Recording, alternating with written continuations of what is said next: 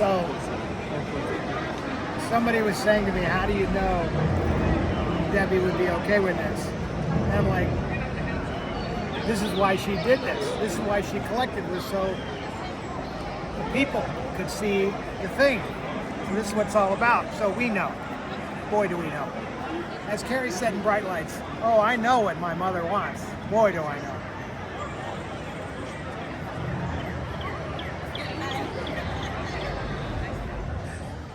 Hi, we're here at the Sphere Theater experience, like off the charts. You guys are going to really love to come and see this show. I've had a lot of friends of mine, asking, so how was the show? And all you could say is it's off the charts in every category. The sound, the visuals, everything is amazing. But our component to this is provided by my mother's, let's just say, vision, to try to preserve Hollywood history.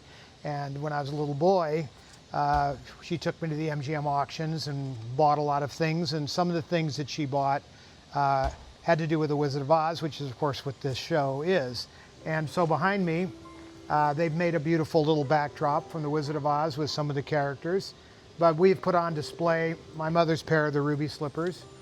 And as many of you know, because we've heard this question, why these and how many are there? It's like, and what, are these the ones that were stolen? And you hear all of these stories. And the beautiful part is that I like to say, when my mom bought all this, she could have bought any or all of the slippers.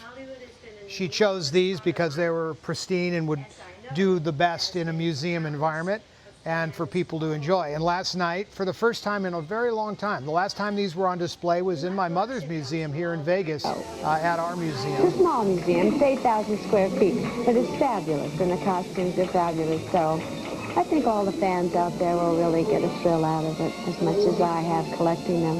And other than that, they've been under our control, but not on exhibit. So this is the first time they've been on exhibit. So if you haven't ever seen the Ruby Slippers, this is a great place to do it because you get this amazing performance with it. I say it's a performance because it goes so far beyond the movie experience-wise that it isn't quite able to be described like you would normally describe a film. Another thing that we did is, as some of you know, a buddy of mine is Mark Selland, and Mark and I own some things together. This is not one of them, but he lent this costume. Now this is from the Emerald City scene, where they finally arrive into the Emerald City, and the village is populated by a bunch of people in emerald clothing. And this little outfit you can see in the midst of the village people. Or it's not really a village. I mean, it's a city of sorts. So this is a cool little piece, and you'll notice there are books with it. So Mark has collected every Oz book that was in the series. These are all first editions, and that's a cool thing unto itself. But something that's really cool is this book over here. So this book, as you can see, is signed by Judy up here, and you can see what lovely penmanship she has. And she says, love and all good wishes. Is that from? I think it is Judy Garland. But as you go down here, starting from the bottom, you've got Ray Bolger, Bert Lahr, Jack Haley, Frank Morgan. His penmanship is horrible, kind of like mine. Margaret Hamilton, off the charts. You got to love Margaret Hamilton. She's unbelievable. Billy Burke never signed very much. So she's a good witch. Are you a good witch or a bad witch? Anyway, great stuff here. I don't know of any document that has that many signatures on it. The idea that you've got all those together in a first edition book is pretty rare. Now, I mean, obviously, how does all of this relate, to the movie? Well, it doesn't exactly. The slippers and the costume do, because as my mother used to like to say, these are the tangibles. So, these are the physical things that were involved in the making of this movie. So when you're watching the movie, it's what's left, right? It's a two-dimensional image, although it almost is three the way they put it up on the screen. But these are the physical things that remain. So it's kind of fun to see it. The books are great, and the signatures, people like to have movie star autographs. I get it, because again, it is a physical representation left over from them. And everybody in that book is long gone. And I like to say, as it relates to these slippers, you know, not many of us were alive when this was originally built or put on the screen. But yet every generation from that date forward has enjoyed this story and this great movie. And this movie was shot in Technicolor originally, which is a 3-strip process, and it is to this day the finest color images in the movie business. There is no technology that has ever improved on the color of Technicolor, in my opinion, and I don't think you could argue with me. But what they've done is they've taken those images, reprocessed them for this giant screen image, so it's a whole new format, it's a whole new scene. But it does echo back to our past, like with the Cinerama exhibits. The Cinerama Dome theaters were built for a similar purpose, to bring people back into the movie theater experience. Studios were panicking, people weren't going to the theater anymore. So they designed this giant 3-strip process, used 3 cameras to make up one giant image, but you had to retrofit and build a whole theater around it. Does that sound familiar? This whole theater is built around this new giant screen and massive sound spread out over literally hundreds of feet, even speakers in every seat. It's just quite something. So as much as Cinerama for its day was revolutionary in that sense, this is the extension of that. Think of it like this too. When Cinerama came out, it was the longest running movie in the history of movies. Yet it's not even a movie. It's just like an experience thing.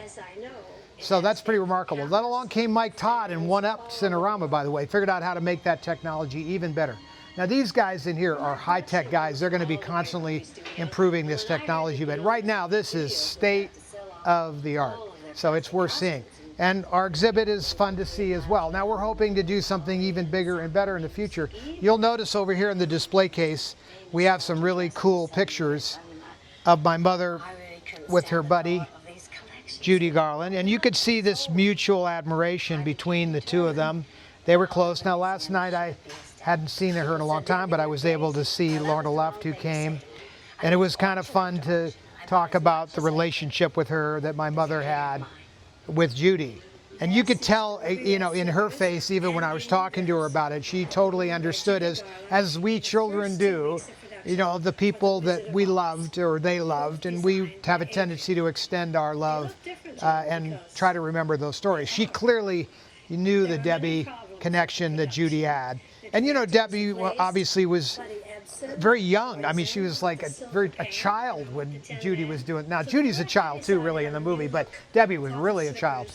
So, to see that the two of them would, from such diverse places, because of the studio system, would diverge and become one, and become close friends, is really a testimony, to how Hollywood can work. Ideally, you see that silver frame there comes out of my mom's bedroom. That's one of her sterling silver frames.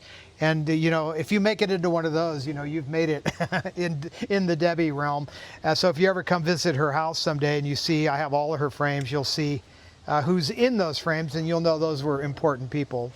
This is kind of a cool piece over here just off the side. So here's Ray Bolger writing to my mother, "Be happy, follow your yellow brick road." Isn't that beautiful?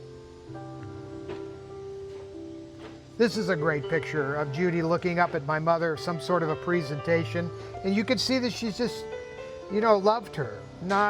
There's no competition, there's no whatever. My mother just loved Judy, the talent. My mother thought she was the most talented person she'd ever known. The most amazing singer, what a gifted storyteller, actress. And I don't mean all the road movies she made with Mickey Rooney, although those were funny. I've got an idea. We can do a show, and we could pay off the debt, and it will save the world, because we can do a show. I mean, how many times did we hear that? But what? We loved it. It didn't matter. But that all led to The Wizard of Oz, and them choosing her. And of course, we have some great footage that we shot last night from within the theater itself.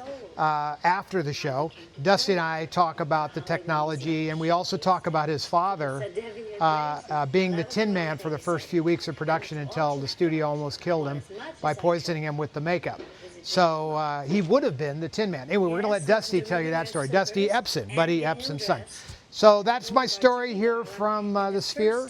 And Kat is going to do this live from Vermont. So how Hollywood and Las Vegas and Vermont all come together. I mean, it's 50 states, man. We're all one. The production. The director was replaced, Buddy Edson. We're off to see the wizard.